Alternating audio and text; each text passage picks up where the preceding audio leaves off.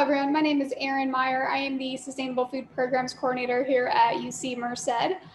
Today we're welcoming Jackie Wincek from DC Central Kitchen for a AMA or a Ask Me Anything.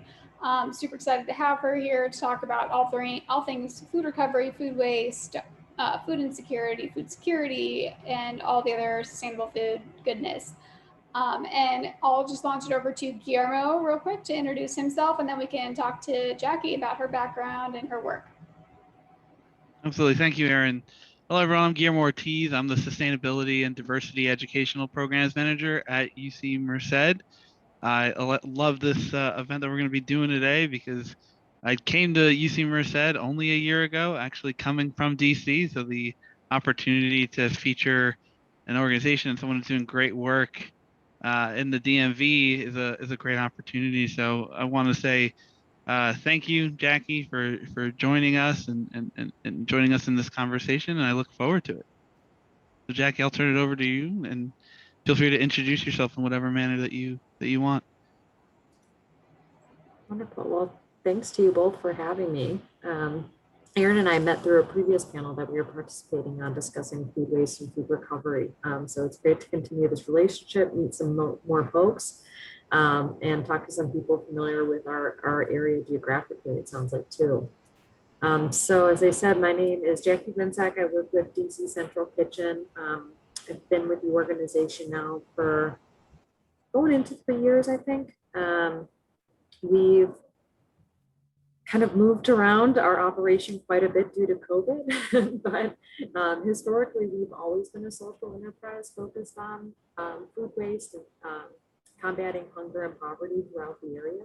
A lot of ways that we do that is through job training, job creation, and nutrition education on top of food recovery.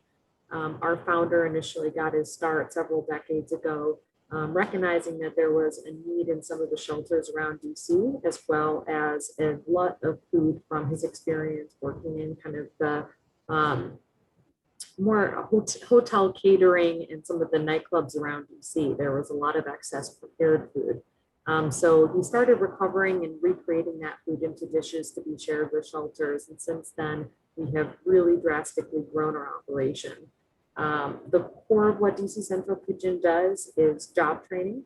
So we do take folks who have historically faced a lot of barriers to employment, try to train them in the culinary fields. But DC Central Kitchen, about half of our staff is really made up of folks from this culinary job training program, not just as chefs, but in a lot of other roles as well. Half of my department, procurement and sustainability, is made up of these folks. So a lot of other roles trying to demonstrate that these individuals have both a passion for the culinary arts and some of these ideas around sustainability and a lot to bring to the table. We also do a lot of foods for the schools in Washington, DC. We've got about 13 different schools that we're currently working with. It has shrunk a little bit due to COVID and kind of changing operations, but we have in-school kitchens where our staff has been working on site to prepare home-cooked meals.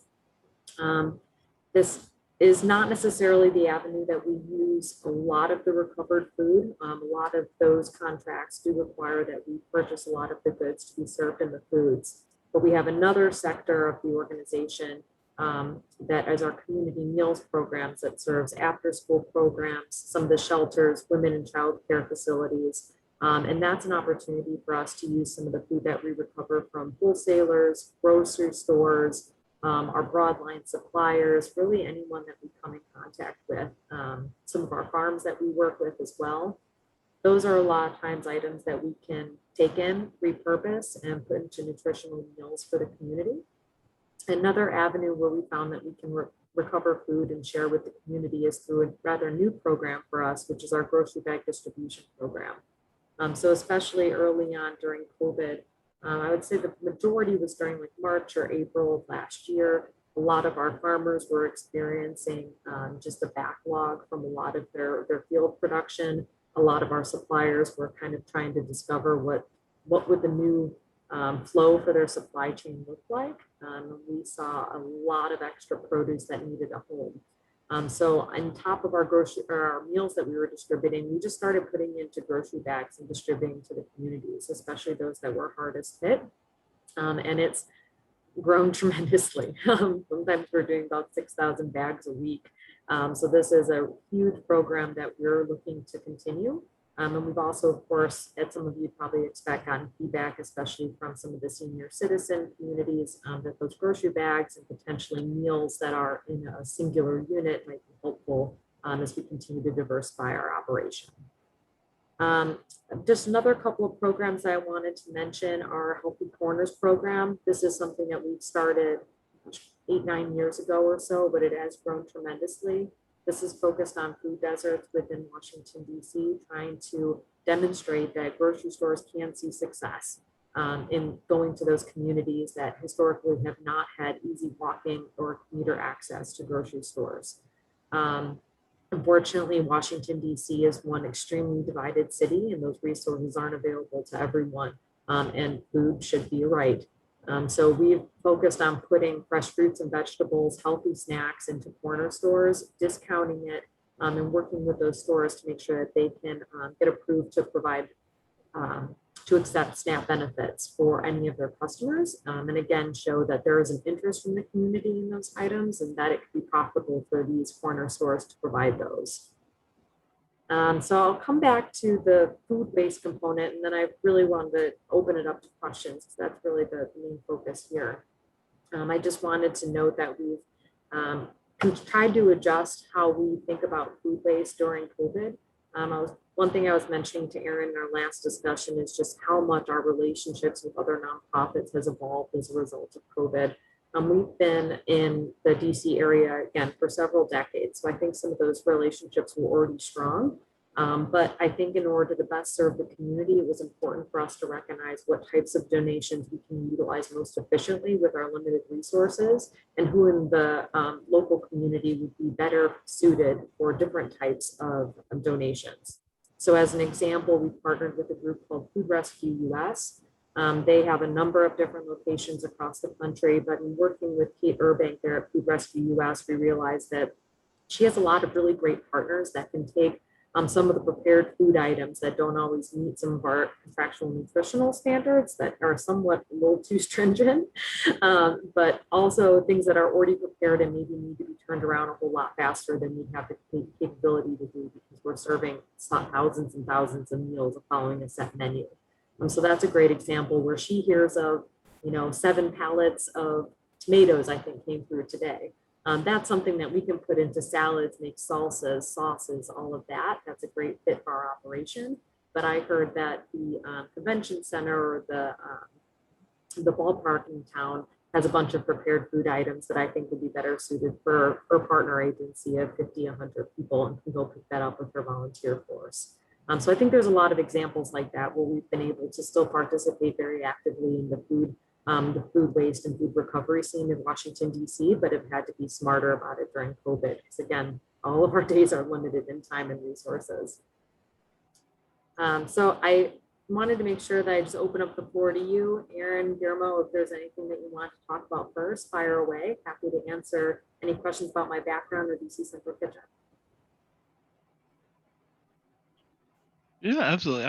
I do have a question. One of the things I've always heard, so my background is coming from DC. I used to work as a congressional staffer, and then for a policy think tank in DC. And one of the, I guess, things you always heard about DC as like a foodie city was that there was a huge influx, I would say, of, or people would say there was a huge influx of young workers who kind of came in to DC during the Obama administration, and that's where the DC restaurant scene really blew up. Did you see any?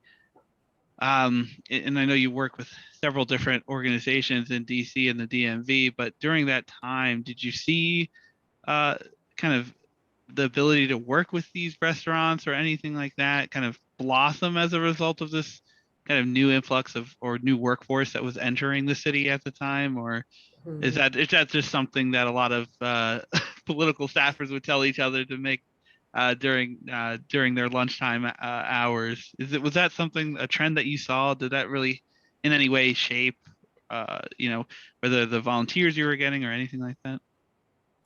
Yeah, I think Well, to be completely truthful, his first and second term were before my time with the organization, so I can't say I've got like live personal experience to pull from here, but I have heard of folks who have been with the organization much longer than myself, and also just talked to them because I saw the whole kitchen team with former President Obama when he came and visited our kitchen back when. So I would say that there was overall in the city, I think there was a feeling that there is more of an active restaurant scene, more of an interest in food. And I think there were some opportunities to highlight the nonprofit world and what those organizations were doing in Washington, D.C.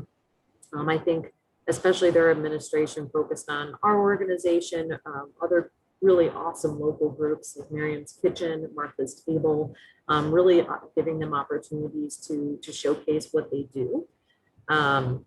I think that actually, and again, I don't know if this is directly related to the coming in of that administration, but we do have some partnerships with certain restaurant chains. I'm thinking of Bonchon Chicken and Capitol Grill, who are regular donors to us, that have been around for a while, but I think that those are relationships that really have solidified during the last decade or so. So that might be tied to, you know, the underscore of the importance of donating and having those close ties to the local community and then the federal level as well. Just one follow-up question I would have to that. Given that DC is the policymaking center of not only the country, but for some people would say the world, with the issues that you see in food insecurity, is there ever let's say a frustration, right? That you're so close to the like halls of power, so to speak, and yet you're still running into these issues. I know that was like for folks I know who volunteered in DC in various manners, whether it be on housing issues or food issues, environmental issues, to do volunteer work, and you can literally walk by the Capitol building or walk by the Supreme Court. There's always some kind of frustration that you're like, just step outside your door and you'll see the problems that real people are dealing with. Did you ever feel or feel like that doing your work in the DMV? No, I mean, definitely.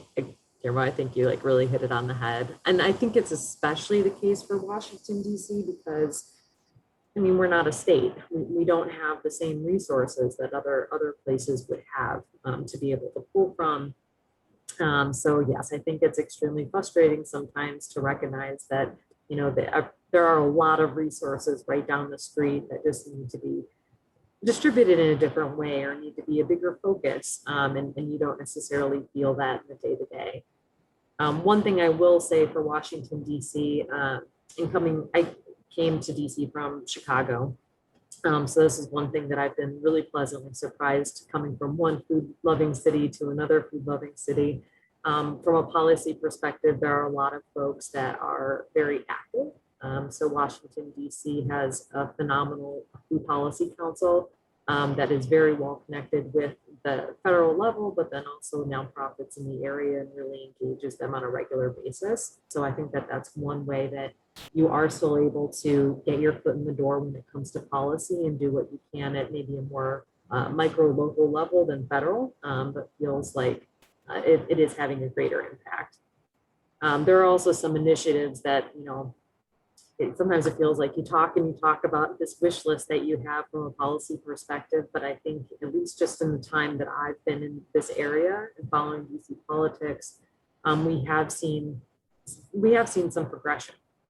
So the incentives for organizations to donate, to eliminate food waste, there's a tax incentive that unfortunately was put on hold due to resources being redirected for COVID, but that's something that's still very much on the table. And there's doing work right now to avoid that completely sunsetting, so that can still be a possibility in the future. So more clearly that commercial organizations will be able to get a tax rebate for donating excess food to organizations like ours. There's also a Healthy Food Amendment Act that they're working on currently, and that is really focused on the nutritional standards for a lot of our shelters in the area. This is just one of many components of the bill, but seeing initiatives like that where it's a priority to focus on nutrition for this population that's especially vulnerable. It's nice to see that folks aren't, brushing it under the rug and picking something that might be a little bit more, I don't know, shiny for people to get behind. These aren't necessarily always the sexiest of topics, but I really have been encouraged that DC Food Policy Council and DC government has taken on as a priority. Thank you. Thank you for answering the question. I appreciate it. Sure. Do you mind if I jump in with a question? Yeah, go right ahead. Cool, thanks. I have a few, but I'll start with some more broad ones. My first one would just be like, what's on your policy or legislative wish list? Like if you could wave a magic wand and make things happen, what would you want to know? And part of the background too, for why I'm asking this question and some of my other questions too, I'm going to graduate school next year for policy, and I'm interested in food, agriculture, hunger policy. So just getting ideas like what people wish could be happening and then seeing what that looks like would be really interesting for me. Mm-hmm. Supposed to be a long list, but one thing that's really front and center right now, probably because of those nutritional standards I was describing, and some discussions that we've been really having about focused on our local farming community and specifically targeting and supporting our BIPOC farmers that are in the area, is kind of putting some teeth in the good food purchasing policy program that some of us follow. So I'm not sure how familiar folks are with this program, but it's something that we adopted as we were trying to take on a lot of our local school contracts and service of food to the community schools and DC public schools, and again, those private and charter schools. But there are several different levels of good food purchasing. I definitely would encourage people to check it out on their website because it does a great job of taking a look at local purchasing, a lot of fair business practices, the environmental and sustainability factors as well. I think it's a really great, well-rounded, kind of as close to all-encompassing as some of us can get, trying to be responsible in our purchases. And a lot of us were talking about how challenging it would be right now to apply something like that to citywide purchases. I think that would be really, really difficult for a city to take on. Part of it is because of the structure of the program. For example, a lot of the small community farms that we try to buy from, we've got some farmers out in North Carolina and Virginia that maybe don't have organic certification, but we know that they practice a lot of sustainability measures on their farms, but for whatever reason, financial or too stringent of requirements, they didn't get that organic certification. So you wouldn't necessarily get credit for purchasing from that farm through something like good food purchasing. But we spend that extra money a lot of times knowing that we are trying to support that local farm. And that's a story that we try to tell through our fundraising efforts and draw people in to support our purchases. But if there was a way from a policy perspective to say, well, you get, extra credit and you get a 15-cent on the dollar discount for purchasing from that BIPOC local farm that has all these sustainable practices. If there were extra levels of leniency in those certifications, that's something that we would love to do. When you're not on the same playing field as all of your competition in Washington, DC, it's kind of difficult to develop a competitive contract and reliably forecast to the farmers that you work with what your needs are going to be for the year. So things like that, I think, would go a really long way to make sure that a nonprofit and for-profit businesses could both be competitive while also supporting a sustainable economy, excuse me, and kind of close that loop.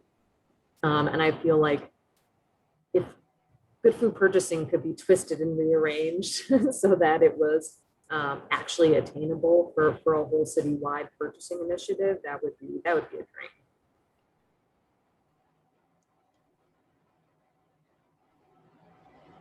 That's great. If anyone else wants to hop and ask a question, go ahead. Otherwise, I can do another one.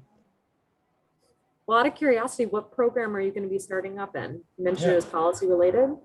Yeah, so it's just a general master's of public policy. I'll be at Duke University, and they have like the World Food Policy Center there. So I'm interested in maybe working with them. They're a little newer. But yeah, so interested in that generally, social policy. I have a background as a public school teacher. So I taught in schools in Hawaii and Colorado and in DC.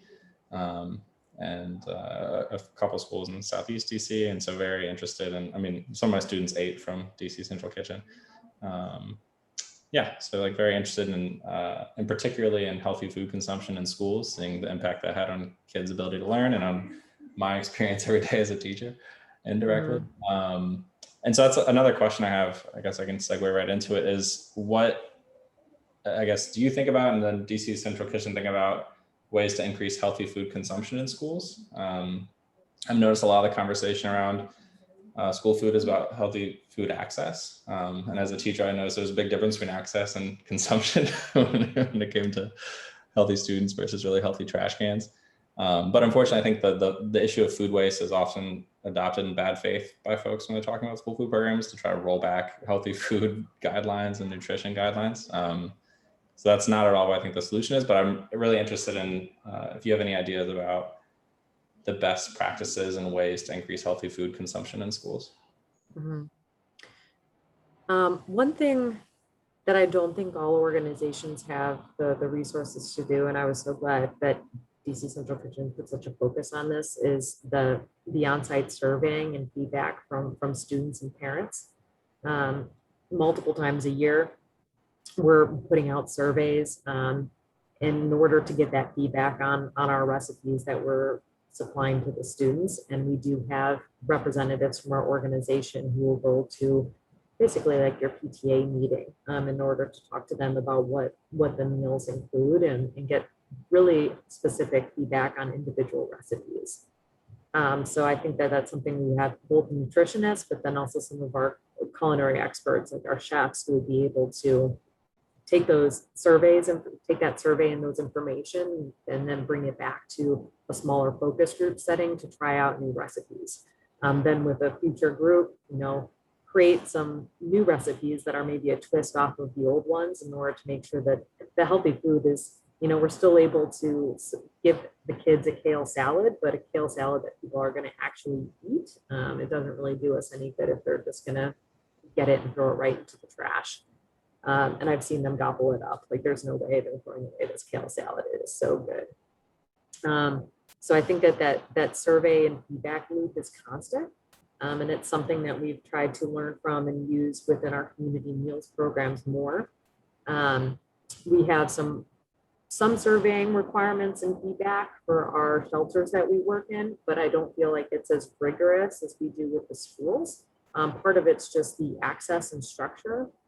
These kids are oftentimes in that school, in that program all year round. And a lot of times when we're working with our shelters, especially, folks are a lot more transient. They don't always have the same leadership in place, the same participants eating our meals all the time. So it's a little bit more challenging to get that feedback, but something that we have tried to do and really used our school foods lessons learned in order to make that even more rigorous. I will note that one challenge we faced during COVID is that we had to very quickly, basically in 2 days, it might have been like 72 hours, we had to transition all of our meals to be single unit to go meals, while we were previously serving more of a family style meal for all of our shelters. And then of course our schools were on site in the cafeteria as well. So not only was that a little heartbreaking with packaging, but as anyone knows, when they get carry out, there's just some meals that aren't as good when you're bringing it home a couple hours later, walking home with it versus what you're able to eat right fresh out of the kitchen. So that was another thing that we had to very quickly adjust to, pull from our very long docket of recipes that we know are tried and true, and try to, again, work with our culinary experts to see, is this something that's actually going to hold up and if you can walk home with this and keep it for that night if you're not going to have a meal at home, or is this something that we're going to have to scrap or tweak or get new packaging so that it's still appetizing and not just, going to end up in the trash can, even though it's a nutritious meal.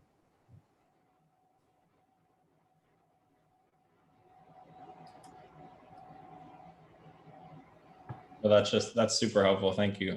Especially regarding the kale salads. That was one of the things that I saw getting tossed away so much. And I was like, there's so much delicious fresh produce here, but even I don't really want to eat this. It's just like, it's like a garnish, you know? Yep. Well, and it's such a shame too, because I think that we used to have somewhat more flexibility in our schools, especially, you know, for our older kids. We have some school sites that had a really abundant salad bar where we can, you know, round it out with different themed salad bar dishes, you know, to make it exciting and make it constantly changing and appetizing for the kids. Especially some of our high schools used to have, you know, a different cuisine every single week. So it's like, why would the high school kid order in Chipotle when like you have like a taco day coming up? They had, gosh, Indian food. They had a week for everything. I would go over there when I was on the road just so I could have some of the food. But they really were able to offer a little bit more variety when you're on site and in the kitchens. One thing that was really interesting too that DC has been exploring, I know several cities are exploring, is the idea of like a centralized kitchen, not just, you know, not DC central kitchen, but having a city space that a lot of either public workers would be able to use to cook food for their school programs, or nonprofits would be able to use, or smaller entrepreneurial businesses would be able to use for equipment, storage space, you know, access to those resources that you might not necessarily have. I haven't seen it successfully launched anywhere, but that's something DC is also working on and kind of curious to see what form it takes. Almost like a community kitchen. That's interesting. Yeah, exactly. I don't know. Has anyone else in the group heard of that? I feel like Seattle, who was also doing one. I'm trying to think of some other cities that have proposed similar type ideas.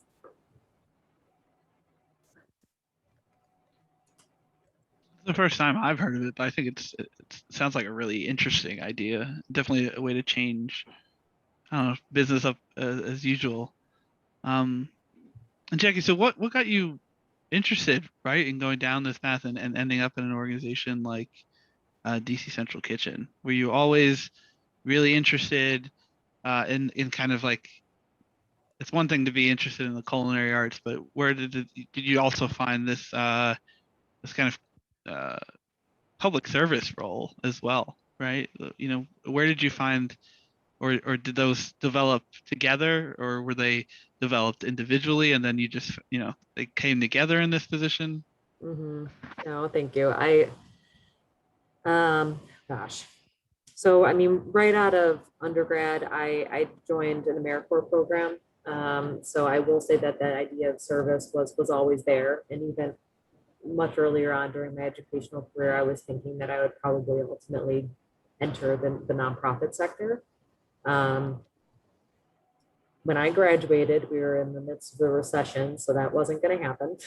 There's just no resources for you to join a nonprofit where you would really be able to. I should have a big caveat to that, like not necessarily a place where I felt like there were adequate number of resources available to really train up that early on in your career, when you just need to be absorbing everything you possibly can. So from my AmeriCorps term, I did go into the private sector. I was always interested in the culinary arts, but very much interested in supply chain. Food supply chain was my dream, but I felt like I could probably learn about supply chain in other sectors as well. So I have worked in industrial parts, in furniture, and then ultimately made my way to food. So seeing those operations, working with overseas and US-based suppliers, I think they've gotten a good sense for both the internal flow of that organization I was with, and then how to interact with some of your, you know, different vendors across the world, really. So I think that when an opportunity came up for me to merge my foodie interests on the side and stop just nagging my partner here at home about any little scrap of potential food waste to avoid, I was very excited to be able to merge some of that passion and then my professional experience in joining DC Central Kitchen.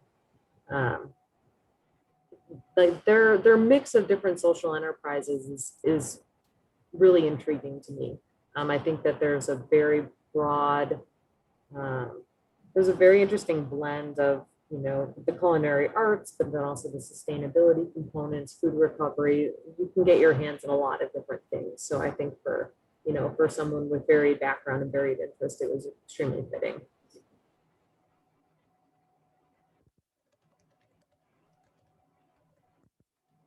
Thank you.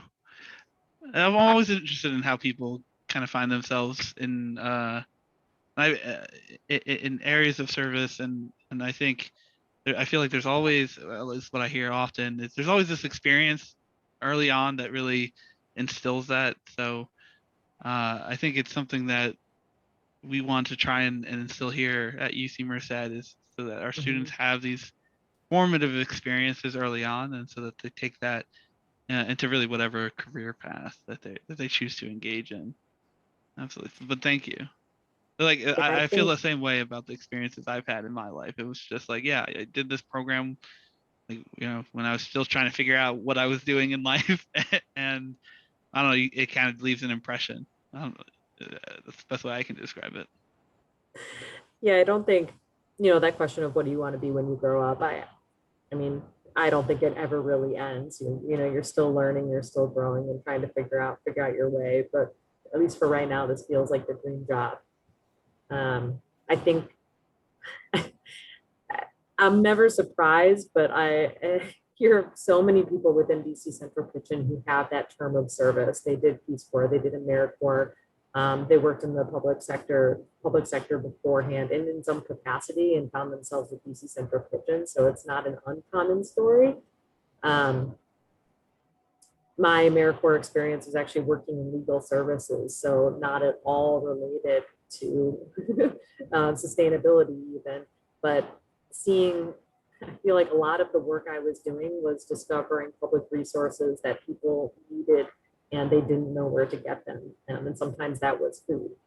So whether I was helping someone apply for the SNAP benefits that they were eligible for, but had accidentally or incorrectly been told that they could not get these benefits, making sure that they were adequately represented to be able to include for their families, that probably just underscored my passion for equity and food access even more so. I would say a lot of interactions with our Xavier. Thank you so much for joining us. Thanks for having me. It was nice meeting you all. Have a good rest of your day. Yeah, best of luck to you.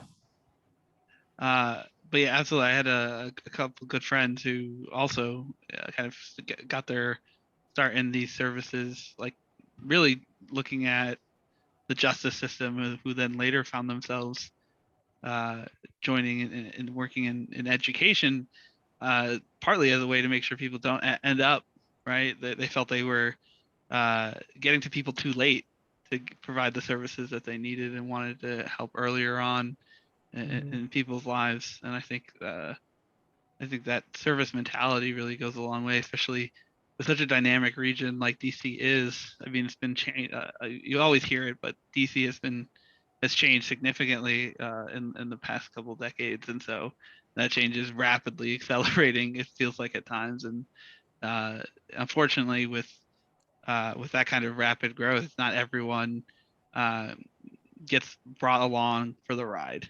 Right. And I think that's an issue that I'm glad organizations like DC Central Kitchen can really make an impact there.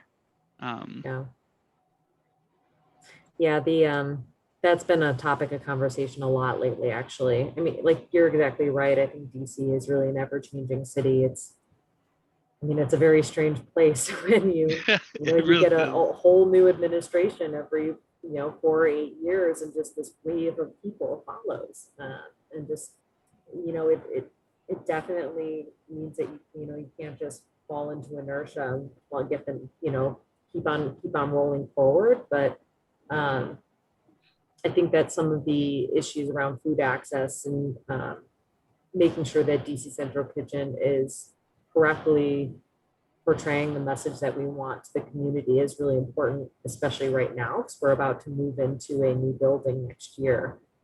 So it's amazing that a lot of our different operations from our production kitchens around the city are going to be able to have a house all under one roof. But it's in a segment of the city that's rapidly changing.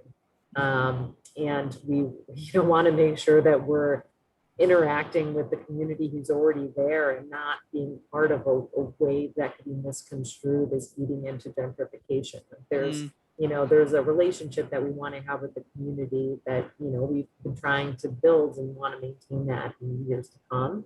So that's been something we've been talking about a lot, as we think about this next step for us as a group.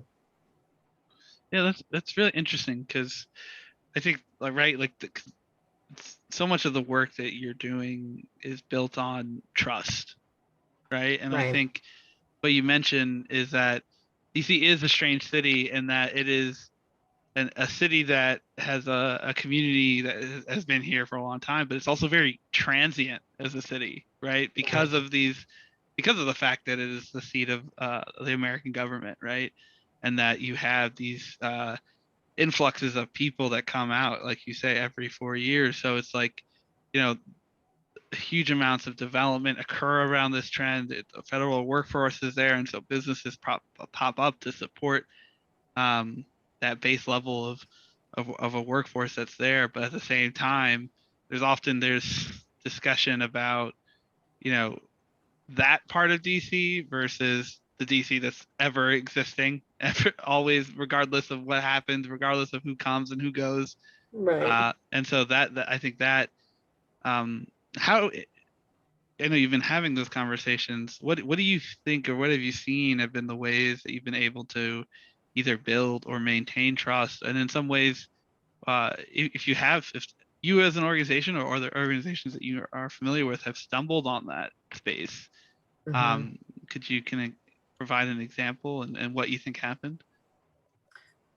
Well, I know for DC Central Kitchen, but I don't know if I keep on thinking on other organizations that might have Of gone through a course. similar experience. So for us, we're still much in the planning stages. Our building is still under construction, but I think we've already started to take that into consideration as we're reviewing the floor plans. We were just doing a virtual walkthrough of the space last week, and there are so many beautiful spaces that we've already talked about, providing as a free space to other nonprofits in the area that have been tremendous partners to us over during COVID, especially, or just over time. We've unfortunately, and to the credit of our development team, had the opportunity to do an incredible amount of fundraising, grants that we've been able to be awarded, and ultimately share with nonprofits that we know are doing great work that might not necessarily have had the resources to get those monies to do the diversified work that we don't necessarily have our hands in. So I think the opportunity to be sharing money with them leading up till now, but then also say, we've got this beautiful room where you can do a training, you can do a fundraising event, like come to our space, use our space. It's right there, conveniently located for you to take part. And, so maybe DC Central Kitchen caters food for you. We've got our kitchen right there. So I think that those are opportunities that we've already been sharing, and seeing 5-6 different rooms that could be rented out or just opened up to other community organizations on a regular basis really makes it apparent that this is part of our planning. This is intended to be a community space, not just a DC Central Kitchen space. Another way, through some of our community meals and the grocery bag distribution that we're already doing, we've preemptively been reaching out to groups that are located right there. So one thing that we want to do is, we've partnered with some of the churches in the area who do food distribution, have, their communities have hit especially tough times. Are those groups interested in just starting our community meals program, our grocery bag programs now? So getting them set up, even though we're not at that location, we've got our transportation team. You can probably still drive over there. And if that relationship continues for the next 2 years, then even better. When we're in our new space, it'll be that much shorter of a drive to do the drop-offs. But finding those partners very, very early on, so when we move in, it's already a neighbor. I think that's been really helpful. And then finally, we, as part of our move into the new building, we are pursuing a Fitwell certification. We decided that this would be most fitting for us and some of our sustainability priorities, but also concern for the health and wellness of our employees and the community. We felt the Fitwell certification would be something that we want to strive for. And as part of that, we're looking at a CSA program for our employees. So that's another one we'll be looking to urban farms right in the area. Is that someone that we can support their business, you know, help continue their operation and be a reliable customer in bringing, you know, 50, 75 shares of CSA into our building throughout those 5-6 months of the growing season for all of our staff to be able to eat local fruits and vegetables, which would be pretty awesome.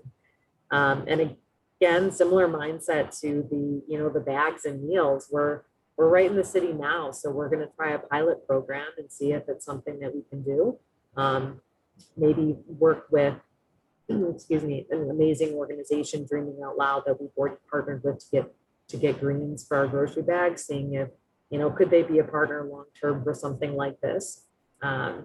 You know, just because it really speaks to our values, and I think would be a good jumping off platform for when we move in. I love the focus on like community building, like even through these partnerships. I feel like that is such a tremendous way to build trust in a community, whether, like you said, whether you operate in that particular space or not. The ability to partner up with organizations that are also trusted by the community and show that you're not coming in here to, you know, to parachute in, for example, is really fantastic. If folks are interested in helping support your organizations, what would be the best way? Is it, you know, engaging with y'all on social media? Is it, you know, is there an opportunity to donate in some capacity? You know, for folks I know in DC and who might be on the call, there's folks who work with foundations who are providing money in this space. Like what is the big way that you guys pull in funding to help support your work? Well, I mean, anyone with a nonprofit knows the ways of the fundraising world and the incredible flexibility those funds give you to, you know, do what your operation needs. So yes, our fundraising team is actually just launching, well, soon going to be launching some of their campaign around that new building that I mentioned. So in a more formal way, looking to fundraise for those efforts and some of the operations that we have in our dream plan. So that is through our website, and our team is always available to, you know, answer questions about where those monies could be dedicated and what our wish list looks like. We also, of course, accept donations for food. It's really all of our food recovery is coming through just an email platform, still available on DC Central Kitchen's website too, where individuals will reach out to us, answering some basic questions about what they're looking to donate. And similar to what I was describing before, trying to find a match within our operation for that food to avoid, you know, there's something going to waste, we're redirecting it to a local partner that we think it might be well suited for. Our volunteers were amazing. Unfortunately, our volunteer programming has had a bit of a hiatus due to COVID, but we're exploring opportunities to resume some of our volunteer possibilities this summer. Previously, we would have folks in our kitchen every single day helping us prepare meals for the community, which was amazing. You know, it was really hard to get thousands and thousands of meals out the door when you don't have all those extra loving, helping hands. So when they're able to come back to our kitchens, what form that takes, I don't know yet, but it would be great if people who are local want to come to our kitchen and help out. For the meantime, we're maybe starting up our gleaning program that we had previously done the past summer, thinking that might be a great way for folks to join us, help combat food waste and recover food from some of the local farms, and again, bring back fresh produce to be cooked into our meals and maybe a safer way, and something that people feel more comfortable with right now. Just a quick question on the volunteer side, because I actually, when I was talking to some folks that we were doing this AMA event, a lot of the folks I do know in the DMV were really interested in volunteering, but they're like, how, like, do I have to be a chef? Like, how do I, right? Like, is it like is it like, I cook, but like I don't, obviously I'm not like, haven't gone to school for it or anything like that. Like, how would I plug into an organization like that? And can you describe what some of those volunteers like, for example, do they have to be a chef, right? Like, what is the when volunteers can come back and there is some sense of normalcy to help out with your activities? How do people who do want to devote their time in that manner, like what responsibilities, or what do they do? That's a good question. I don't think anyone should hesitate to come and volunteer, regardless of their skill set. Everyone, when they very first start, volunteers in the kitchen for their first day. So I mean, I love to cook at home, but I've never worked in an industrial kitchen before, so I did not know what I was doing. They played plenty of good humored pranks on me my first day. So it's a blast. I mean, they have younger children who come in and are cooking. It's not, it's not a task that would require a tremendous amount of skill, and our chefs are there alongside folks the entire time providing extra instruction. So if you wanted to get your hands dirty and actually start preparing meals, then you can definitely use volunteers at that capacity. Our gleaning opportunity is something that we love to have volunteers for too. Get some fresh air, not necessarily in the kitchen, but then you're able to be outside. And I really love being that close to the food recovery work, just because of my passion for food waste. And there are a number of other more like administrative or professional capacities too that I think that we've been not as avidly recruiting for in the past. Just as folks approach us and have an interest in a skill set that's suitable, we have an individual who supports. I think he's still working with our accounting team on as needed basis. Someone who was an expert and in their day job was working with Salesforce all the time and was able to help us out with some extra Salesforce tasks that we needed done. So I think for ours and any nonprofit that you're interested in working with, I think it's always welcome and appreciated to share what you're open to doing, what you're capable and expert level skills are. So you can find something that's fulfilling on both ends. Right. If you're interested, I'm sure you'll find a use for a volunteer for Right. sure. Yeah, no, of course. No, that's great. That's really helpful to know. And I'll pass that information along. You might have a couple of volunteers over the summer, hopefully. Great. I know I was asking you a lot of questions, but Aaron, do you have any questions, any follow-up? I do. So there's actually one that came in via email today, and I forwarded it over to you because it includes a PowerPoint. Anna Dawson said, in 2004, Cornell approved my local community kitchen's freezing and vacuum packaging of vegetables, fruits, sauces, cooked dried beans, and grains for freezer meal kits and heat and eat products like fruit sauces. I'm attaching a fruit sauce PowerPoint illustrating this process. And I will also, by the way, include that PowerPoint in the email. For sake of time, I probably won't go through it. Basically, it's got some recipes for fruit sauce. And she asks, is this something that DC Central Kitchen cooks and clients could do? Yeah, so I got a few minutes to scroll through the PowerPoint presentation to get an idea for the products and the different forms that it would take. Like with any product, we just have to review and make sure that it's meeting some of our nutritional standards and production standards for whatever our meals require. A lot of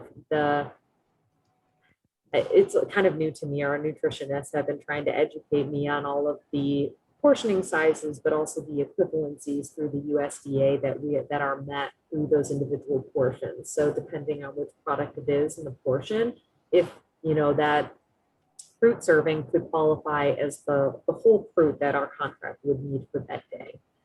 So I know part of the reason I'm mentioning this is because we've taken a look at some like fruit leathers in the past. It was more of like a really dehydrated product that we would have to serve, 10 of them in order to meet that equivalency. So something like that might not be a great fit for our school food program, but maybe that's something that would go into our local corner stores. That was one that I was mentioning, is in some of the corner stores of the neighborhood where they're trying to provide locally produced fruits and vegetables, just healthy snacks in general.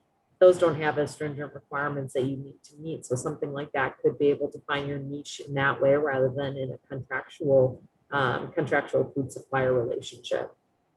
Another one that caught my eye, because we've been doing some parfaits lately for the schools and the kids have been loving it. We ended up doing a different one each season. Right now we're able to use fresh local, frozen local blueberries. And it kind of reminded me of that. The winter time was using local cranberries, and we made like a winter parfait, and some of these fruit combinations. I was thinking, well, maybe this would work well in a parfait type that you can, then change up the flavor or whatever kids would want to serve in the school setting. So I definitely think that there's possibility, definitely depending on what form it would take and which programs it would be fitting for. It would kind of depend. But organizations like ours, and I think others with like-minded and similar operations could use that type of product. Awesome, thank you. Yeah. So, pardon me. This month we're celebrating women in the food system. So we have some other events related to that. How would you encourage women to get more involved in the food system, whether that's via volunteer or as a career? Do you have any insights? Mm-hmm. Well, from my own personal experience, because when I moved to DC, I knew that this was the sector that I wanted to be in, but wanted to find an opportunity to jump in. I've also talked to similar individuals who have, as Guillermo was mentioning, it's the heart of a lot of policy, and food policy included in that, but you don't necessarily have your own space quite yet. I would say slowly develop your network. A lot of the communities are small but welcoming communities. The Food Policy Council, if your community has one, is a great opportunity for you to learn about some of those participants. And you're also able to hear the latest and greatest news of what's going on in your community. So through that network, I was able to join DC's food waste and recovery team. That allowed me an opportunity to meet with both public sector employees that were working with DC government, some folks working with the federal level at EPA, USDA, hearing a little bit more about the work that they do. And then of course, individuals from the community and nonprofit participants who, that's their day job, but we can't let this go after the day ends, and they just want to continue in the food recovery space afterwards. So there are a lot of groups like that. Food policy councils, food recovery groups that are open to any member to participate. And I think through that would be a great opportunity to meet connections and learn more about your local network. I also volunteered a lot. When I very first moved out here, I started volunteering at a local farm to basically do what I do when I'm gleaning. Trying to help out with their smaller operation, but talk to some of the farmers and learn about what relationships they had with the nonprofit sector as well. So I would, if you are interested in getting into this space and more broadly developing your understanding of the sector, move up and down and across every which way.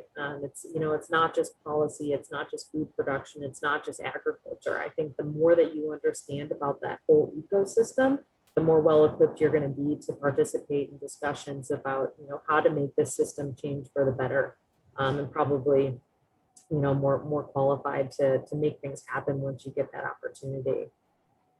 And finally, I would say be a little pushy.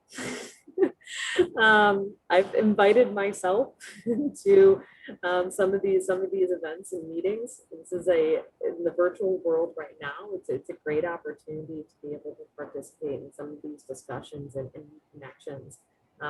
You have more opportunities than really ever in my professional career to invite yourself to the party. So, stay well connected, follow people on LinkedIn or their social media networks, find opportunities to connect with people. because you'll probably find there's a whole lot there in common. And if you wanted those paths to continue to cross, people always need the extra help. If you're a good person to fit that gap, then it'll happen for you. Well said.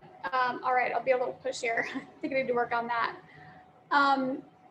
And what is the future for DC Central Kitchen? Like any new programs that you can tell us about that you're excited about, or anything you would like to see done? Yeah, this is just, it's been such an interesting year for all of us. Because we never had a grocery bag sector. We never did compartmentalized meals ever. And then all of a sudden we just started up those operations because the need was there, but now we're hearing more from people that it's still there. So I think that we're really in an evaluation stage. If these, is grocery supply something that we're going to continue to provide to people? I don't know, but this has given us a greater glimpse into some additional needs from subpopulations. So I've heard discussions about, us trying to better, better support the senior community within Washington, D.C. And if that's a sector that we're able to get in through some of our community meals, then I would be really excited to, to serve those groups.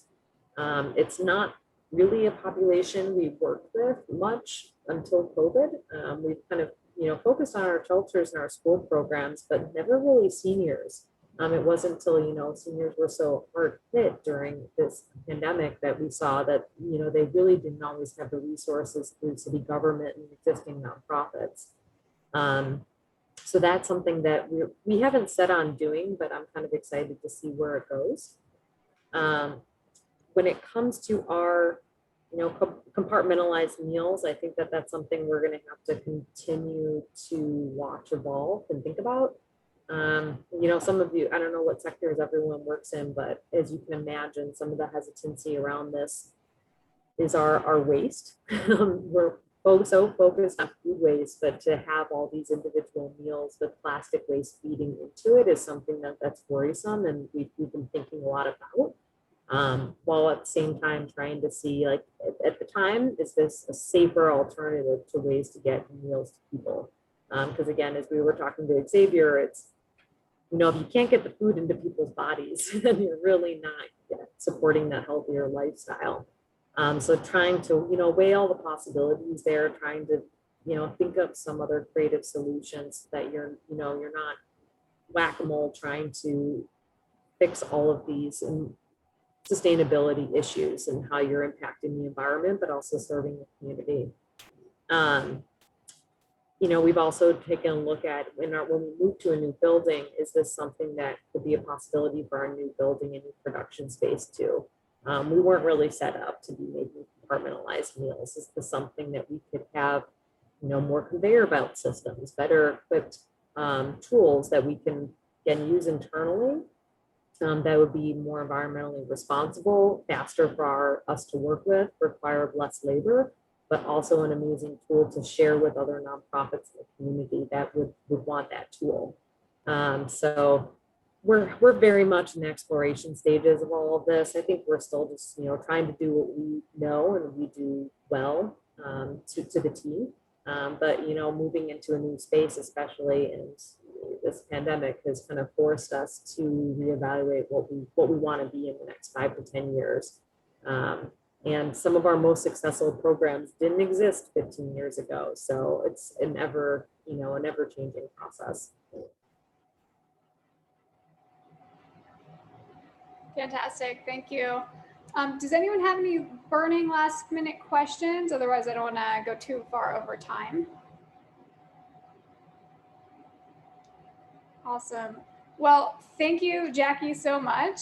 I hope everyone has a wonderful May for our inaugural Women in the Food System May. We need to work on a better name for that. Work in progress. But thank you all for attending, and look forward to collaborating with everyone in the future, and have a wonderful day. Thank you. Absolutely. Thank you, Jackie. Thank you so much for joining us. And I know I'm based out in Virginia, so I might at least trying to get a food donation to you guys at some point. I've got lot of good friends who are living in DC also, so we'll try and support the best that we can, at least before I go back to California. I appreciate that. Thank you. It was so nice to meet you guys. Always reach out, and I'll probably do the same if I need to reconnect. Yeah, absolutely. If there's any way that we can support or help promote what you guys are doing, please let us know. We're happy to use our social media and whatever tools we have available to us. Awesome. Thank you again. Absolutely. Have a great one. You too. Bye-bye. Thank you. Bye, everyone.